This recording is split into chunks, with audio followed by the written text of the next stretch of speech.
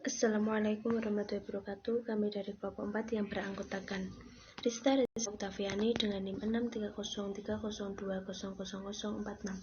2. Fadila Nuraini dengan NIM 63030020070.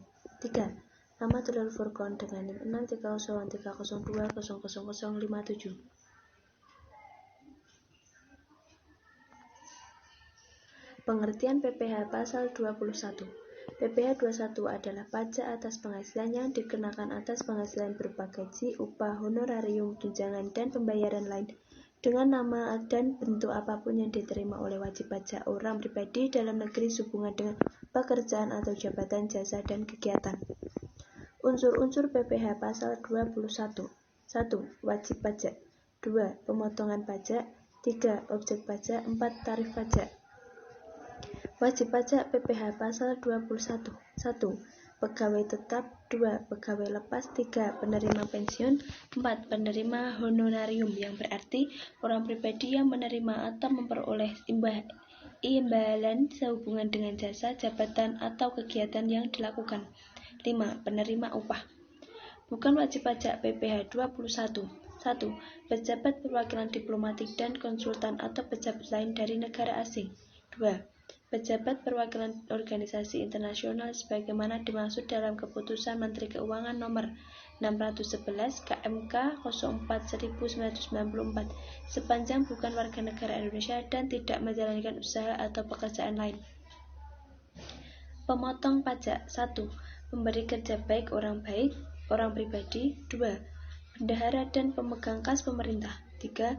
Dana pensiun. 4. Orang pribadi pembayar honorarium. 5. Penyelenggara kegiatan. Bukan pemotong pajak. 1.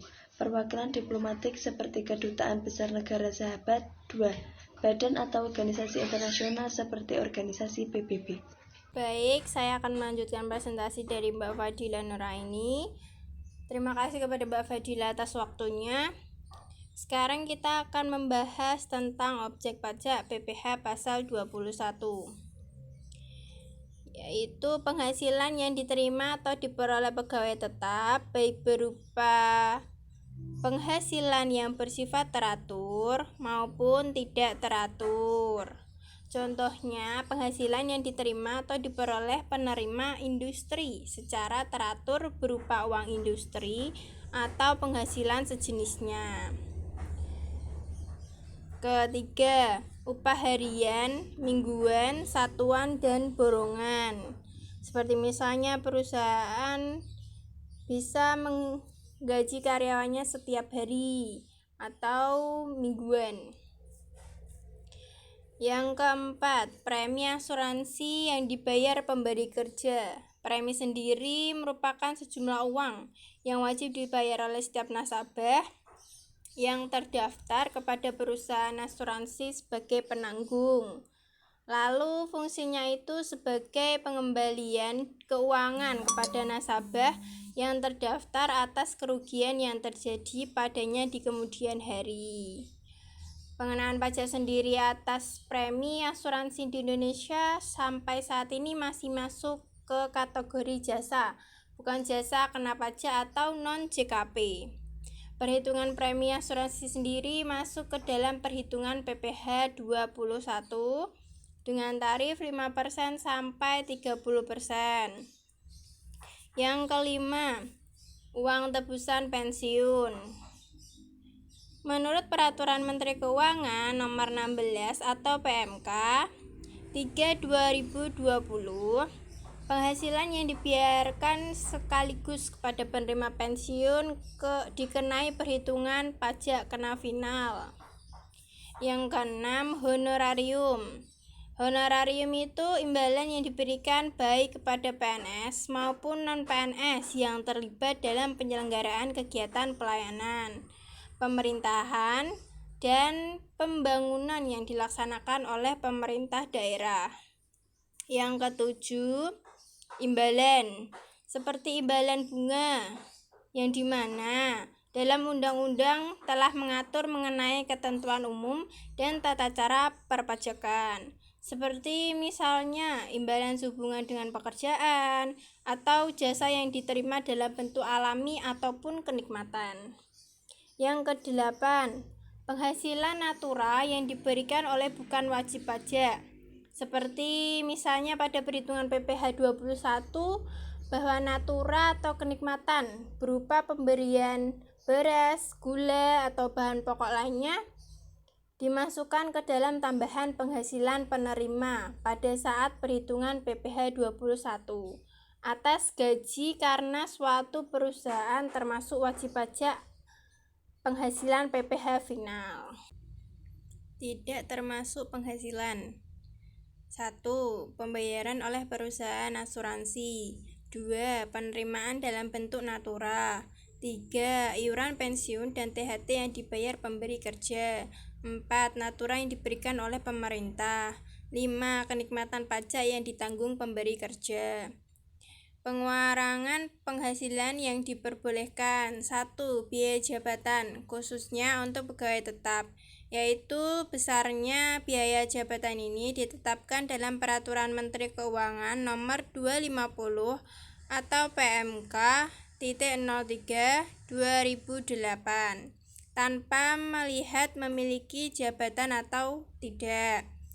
3. Besarnya 5% dari penghasilan bruto maksimum setahun adalah 6 juta rupiah atau 500.000 sebulan. Penghasilan tidak kena pajak atau PTKP. 1. Menurut keadaan wajib pajak tanggal 1 Januari atau awal tahun khususnya WPDN.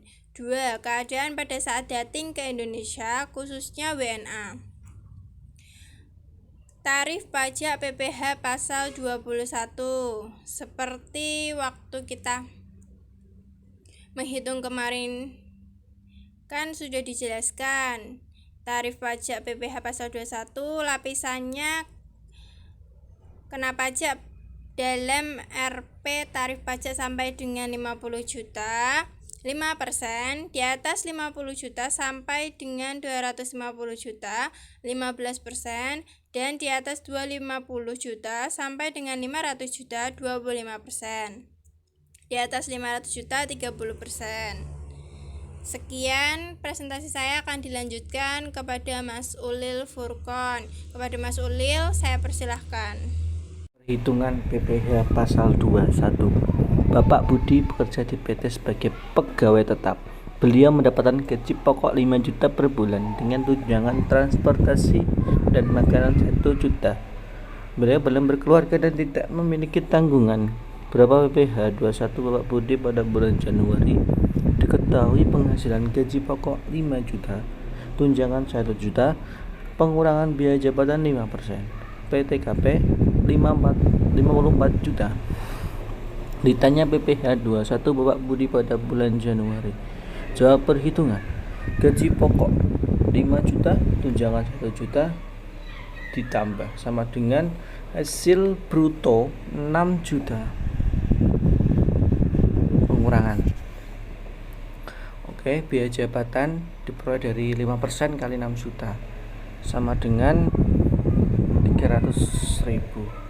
6 juta dikurangi 6 juta dikurangi 300.000 sama dengan penghasilan neto sebulan 5.700.000. Penghasilan neto setahun 6 juta 900. PTKP 54 juta. Jadi dikurangin hasil kena pajak 1 tahun sama dengan 15 juta rupiah. PPh terhutang 1 tahun 5% kali 5 juta sama dengan 750.000.